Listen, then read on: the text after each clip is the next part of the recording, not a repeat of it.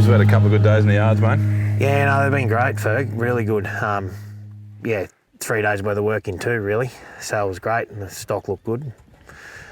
Yeah, so we've just been through, I don't know, 1,500, 1,600 rams to pull out, obviously, a few top end to keep into the nucleus and commercially here, as well as 300 to go into an auction, and then heap to go into Paraway Company, and then the grades as well. So it's been a big sort up. Yeah, no, it was. It was a big task that we knew we had in front of us, but we did some pre-work and got it organised and got in and out. And I think the 300 odd that we've got picked out for the auction team are up there with some of the best that I thought we were going to get, which is really good. And the keeper rams will put us in good stead for the future. Yeah, no, it's been interesting. I guess the beauty of having a lot of information to look at is it's always, I guess, one of the things that stands out in my mind from the last couple of days is every time we see a twin out of a two-tooth, it's an animal that normally would have been dropped out or whatever because it doesn't look quite as good, but where often we look at the data and we know they're awesome. They just haven't had the same maternal environment, and it's it's great to make sure we get those animals in the right spot rather than just sending them down the road. Yeah, I couldn't agree more, and I think that really was evident this morning when we were flicking back through for our second round classing. It was quite clear those twin out of two-tooth, you know, they'll definitely half a step behind, but on data, they'll half a step in front. Yep. And I think that's part of the education piece. We've got to sort of tell that story to get guys to realise that what's going on and the value that those two-tooths bring, those lambs, you know, out of those two-tooth, especially a twin, what they bring to the business. Yeah.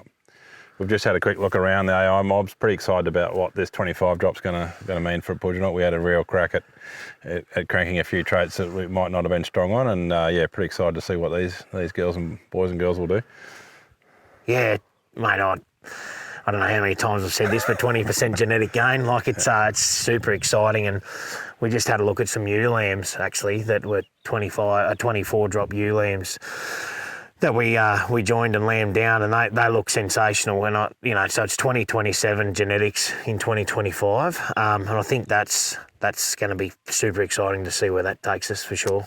Yeah, so the girls that will be in the background of this video have obviously lambed at sort of 30 months of age, which is yes, not always profitable on a commercial scenario, but always profitable on a genetic gain scenario. Knowing that we've just got we've made that big step forward and looking really like we have the opportunity to use these as ram lambs next year to really crank things. Yeah, exactly. Like there'll be genetics in here that we could only dreamt of that we might have produced so quickly, and there'll be plenty that aren't any good too. But that's part of the art of breeding, isn't it? You got to take the good with the bad and then work it out to make the good work harder. Go from there.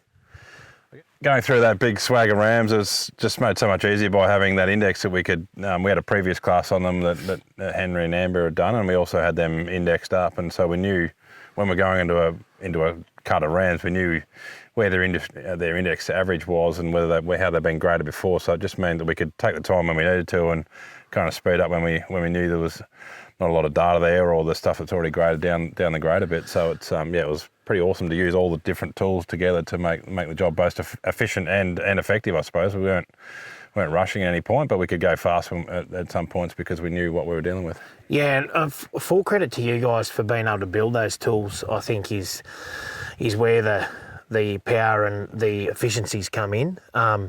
So we did a pre-draft through the auto drafter of the two groups that Amber and Henry had classed up for us. So that helped us get them into index lines, so to speak. And that was a total of sort of 3/4 of a day to get that done. And then we've effectively gone through and looked at every ram and picked our sale team and our keeper team in 2 days because we did that bit of a pre-work. But the value of the importance of the data and the tools that you've built, especially that index, combining 30-odd traits into one individual number to do that high-level draft, I think is super powerful.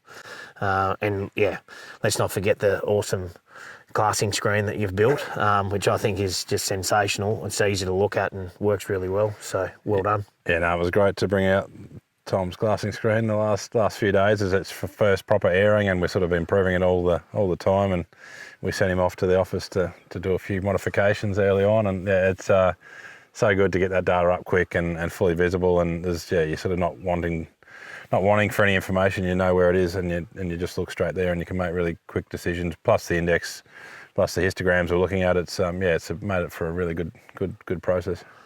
Well, you've taken all the guesswork out of sheep breeding, I think, and that unknown and that fear of not getting it right because of sort of data overload, so to speak.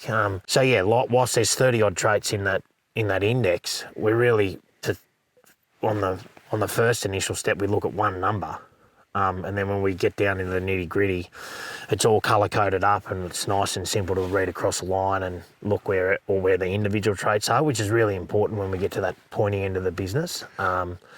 So yeah, it works really well, and I think it's really effective. Actually, I know it's really effective, and it's been a massive up, and congratulations on being able to put it together. I think it's great. Cheers, mate. And yeah, I guess on that one number, we obviously do. Yeah, we rely on that pretty heavily, but then we obviously go down. There's a ram that's going to be in the auction that's got an amazing set of numbers and ranked way up on the index, but he's got one number in WEC that's a bit off the pace for where we know we want to take the stud. So he's actually going up for sale, which is a great opportunity for someone else. But yeah, for sure. And he's a bloke that I highlighted at Bendigo for sure. 998 or 240,998. I think he's 4 on the index. Yeah. But he has one issue, which we're happy to admit that the issue's there. But everything else, top 5%. He's a pretty freak of an animal. So yeah, the index is good because if we didn't have that to put to highlight him, he probably would have I probably would have put him in the coal bucket because of a trait cut off on Excel. So yeah, I think that's the beauty of the index. It sort of can take all of that into consideration, and not saying that should be everyone's form of selection criteria. I think you've got to still look at some individual traits to make sure you're heading in the right direction, but definitely has made things easier for sure. One of the cool things the last couple of days has been having sort of 4 sets of eyes watching data around the sheep, and so if somebody misses a foot or misses a number, then somebody else will pick it up, which has been great. I think it's it makes it for a really clean process. So try not to miss anything is obviously always the aim. Yeah, great. I think we're lucky because we've got a good setup. And I think that's part of the battle is to make sure you've got a good setup and not be in a rush. So you can take the time to look at the good ones good and look at the bad ones just as intently. So you're kicking the right ones out and keeping the right ones in. So yeah, I think it's can't argue about today. It's great, and Next Gen Agri by far and away leaps and bounds in front of anyone else in the sheep industry, I think, for being able to put together data programs or breeding programs, not only for stud stock clients, but also commercial clients. And I think that's, once again, mate, full credit to you for the hard work and dedication that you've shown over the years, and the team that you've built. So thanks, mate. Appreciate that. Great to be out here, and looking forward to seeing the next drop come along. No worries. Thanks, Ferg. Cheers, mate. Catch up.